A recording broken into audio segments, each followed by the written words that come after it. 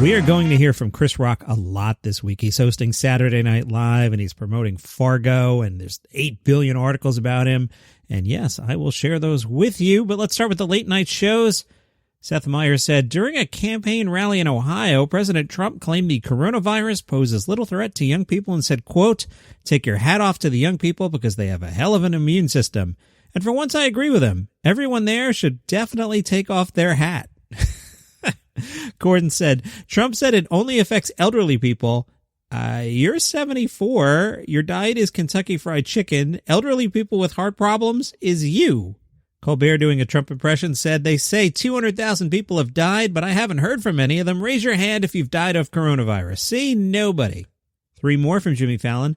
Trump said the virus affects virtually nobody. Then somebody in the front row sneezed and Trump hit the floor like he dropped his remote. It affects virtually nobody? How can he say that? Right now, my entire staff is dressed like a bunch of welders who went scuba diving. After Trump made that comment, doctors and nurses wanted to respond, but they're currently in the middle of a 4,000-hour shift. And the president has been hinting that he might not leave the White House if he doesn't win the election. Trevor Noah said, I bet even if Joe Biden wins, they're going to find Trump in the White House basement someday living that parasite life. Fallon said, I mean, when Time Life releases a box set of Trump's craziest moments, this will be on it. Fallon, again, the peaceful transfer of power is one of the pillars of our democracy, and Trump treats it like a brunch he might bail on. Game time decision. Have to see how my day's going. Not sure. Trevor said, holy bleep, I never thought I would see the day where an American president would threaten to not accept an election defeat, but let's be honest, this is something you hear about in a random country where America steps in to enforce democracy. I feel like now it's only fair that those countries should send peacekeepers to the U.S. Well, refusing to give up power, rampant disease, and high unemployment. Who's the bleep hole now, huh? He's got a point. Trevor said, can you imagine how fun it would be if the incoming president always had to fistfight the outgoing president? Yep, Biden and Trump are going to be at the White House recreating the geriatric fights from The Irishman, while Kamala Harris has Mike Pence in a headlock. He did a Pence impression saying, oh no, my hair grazed her bosom, now I'm going to hell. Fallon. So if Trump loses the election, getting him out of the White House would be like trying to get a bird out of your living room. It's like, oh, I got him, hold on, all right, nobody move, he's behind the curtain, nobody move, shut the door, shut the door. Colbert, so the President of the United States won't commit to leaving office if he loses the election. You'll have to excuse me, I think I left the stove on in New Zealand and I'd like to stick my head in it. I'm joking, obviously New Zealand won't let our planes land there. From Variety, did you watch The Simpsons last night? Did you notice that at least one long-running character sounded a little different? Carl Carlson had been voiced by Hank Azaria for the first 31 seasons, but no longer. Alex Dazert takes over as the voice. Alex, I hope I said your last name correctly. The change comes as Simpsons producers confirmed earlier this summer that it would no longer have white actors voice non-white characters. Azaria had voiced Carl since the beginning of the show, except for Carl's very first appearance where he was voiced by Harry Shearer. I did not know that. If you missed it, in Undercover Burns, Mr. Burns goes undercover as Fred at the nuclear power plant in order to see what Homer and his coworkers, including Carl, really think of him.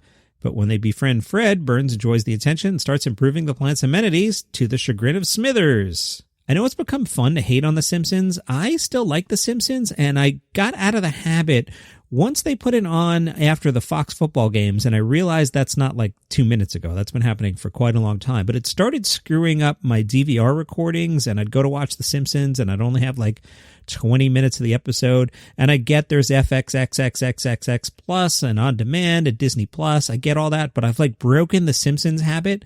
I'm not mad at The Simpsons, but it's just not in my routine. I guess at some point in the nursing home, I'll be able to go like, wow, I didn't see seasons 24 through 47. This is great. Hey, what's with the new Carl voice?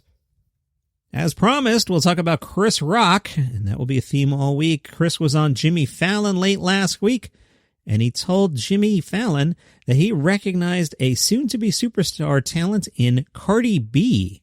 Rock told Fallon that his kids showed him some videos of Cardi several years ago before she had a record out, and he thought she was so funny that he met with Cardi and her team, and he tried to pitch a Cardi B comedy series to Comedy Central.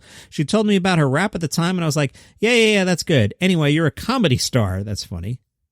He said, I couldn't get Comedy Central and people to jump on. They just didn't get it. And by the way, I still think Cardi B is the funniest comedian in the world. I haven't been as funny as Cardi B in years. Cardi B is a comedic genius. Wow. I mentioned at the top that Chris will host Saturday Night Live this weekend. Lorne Michaels is also making the press rounds. He spoke to the New York Times, and they asked him, did you think about doing Zoom SNL again? He said, nah, we just had to go back. It's an election year. It's what we do. There are 4 debates in the month of October, and I was trying to figure out how to take a week off, but it didn't work out. So we'll do 5 shows in a row, which we've never done. It's difficult, but we've done difficult a lot of times. Comedy, when there's a little danger involved, it doesn't necessarily suffer. I take my responsibility for people's health and lives very seriously, but we did a show with anthrax in the building. We did a show after 9/11. It's what we've always done to our audience. It's really important we show up. Will they have to wear masks in sketches, you may be asking? Well, the Times asked that, and Lorne said they'll wear masks until the moment the red light goes on, at which point the Velcro back will be taken off. That's your comedy news for a Monday. Subscribe on all the various services. They include Apple Podcasts, Google Podcasts, Amazon, Pandora. You can follow on Spotify. Why don't you retweet the thing on social media? Help the blogger out. Appreciate it. I'll see you tomorrow. Thanks, guys.